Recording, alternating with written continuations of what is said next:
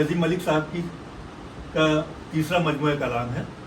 اس سے پہلے سن 2005 میں اور سن 2010 میں دو کتابیں آ چکی ہیں.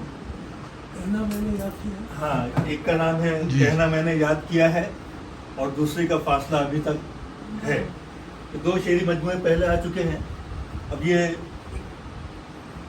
آپ کا تیسرا شعری مجموعہ ہے اور ہم امید کرتے ہیں کہ انشاءاللہ چوتھا پانچواں بھی جلد آ جائے گا.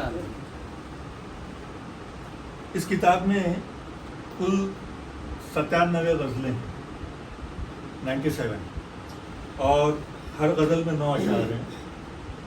یعنی مطلع اور مقطع اگر نکال دے تو 7 اشعار کی مختصر سے غزل ہے. اس پہلی غزل جو ہے، جو میں نے اس کا سرسری مطالعہ کیا ہے، تو ایک متلاشی امن کی تو دعا سے پہلی غزل شروع ہوتی ہے. اس میں ایسا لگتا ہے کہ آپ اللہ رب العزت کے سامنے دعا کو ہیں کہ اس جہان میں، اس ملک میں امن آشتی آئے، لیکن راستے نہیں ملتے. کیسے آئے وہ راستے نہیں ملتے.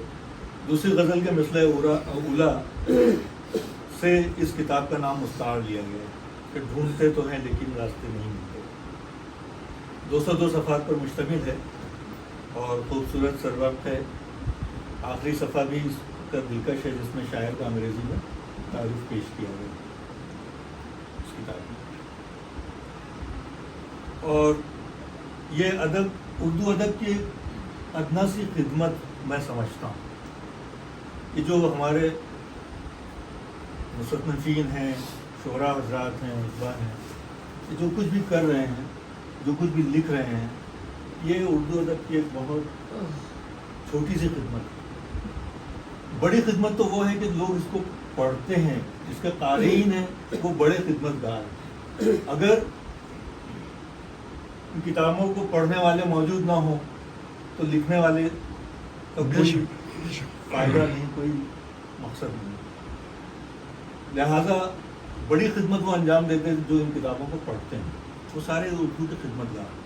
جو سنتے ہیں وہ بھی خدمت گار ہیں، لیکن جو پڑھتے ہیں، اور میری ان شعراء سے بھی گزارش ہے، بالکل لاگ لپیٹ کے بغیر میں یہ عرض کر رہا ہوں کہ جو ہندی رسم الخط میں اپنی شاعری، اردو شاعری کرتے ہیں، ان کو بھی چاہیے کہ تھوڑی سی محنت کر کے اردو سیکھ لیں تاکہ ان کتابوں سے استفادہ وہ بھی حاصل کر سکیں. ہر شاعر اپنی کتاب ہندی دیوناگری میں نہیں شائع کرتا ہے، لیکن ہمارے بہت سے اردو کے قدردان اور محبت کرنے والے ایسے ہیں کہ وہ اردو شاعری سننا چاہتے ہیں، پڑھنا چاہتے ہیں، لیکن زبان پڑھنے نہ آنے کی وجہ سے، بول تو اچھی لیتے ہیں، پڑھنے نہ آنے کی وجہ سے ان سے استفادے سے محروم رہ جاتے ہیں. میری ایک چھوٹی سی گزارش ہے کہ تھوڑی سی اردو بھی سیکھ لیں تاکہ جس طرح ہم آپ کی شاعری سے استفادہ کرتے ہیں، آپ بھی ان سے استفادہ کریں. پھر اردو کے سب سے بڑے خدمت گار وہ ہیں جو اردو کی کتابوں کو، اردو کے رسائل کو، جرائد کو خرید کے پڑھتے ہیں. مفت میں تو سبھی پڑھ لیتے ہیں. کہیں چائے خانے کی دکان میں بیٹھ گئے اور وہاں اخبار ملا اردو کا ہے، کوئی کتاب بھی ہم نے پڑھی، وہ خدمت نہیں ہے. بلکہ اصل خدمت یہ ہے کہ ہم ان کتابوں کو خرید کے پڑھیں تاکہ لکھنے والوں کا اور حوصلہ بڑھے، ان کی حوصلہ افزائی ہو. تو میں سمجھتا ہوں کہ ہمیں اردو کی خدمت کے تعلق سے ان سب چیزوں کا خیال رکھنا چاہیے. اس کتاب میں کچھ اشعار میں نے اس میں سے لیے ہیں، وہ آپ کے سامنے رکھ دیتا ہوں، جو مجھے اچھے بھی لگے، جس کا آپ کو بھی پسند آئے. کہ وقتوں کے تھپیڑوں نے کیا حال برا یوں، ملک صاحب فرماتے ہیں کہ خواب بن کے رہ گئی جینے کی آرزو. اسی طرح فرمایا کہ زندگی بوند بوند جی میں نے. دیکھیے بہت آسان سہل ہے. زندگی بوند بوند جی میں نے، تشنگی جھوم جھوم پی میں. زندگی بوند بوند جی میں نے، تشنگی جھوم جھوم پی میں نے. اور صاحب کتاب کا دعویٰ بھی ہے کہ اس किताब को पढ़ने के बाद आप मीर को और फ़ानी को भूल जाएंगे।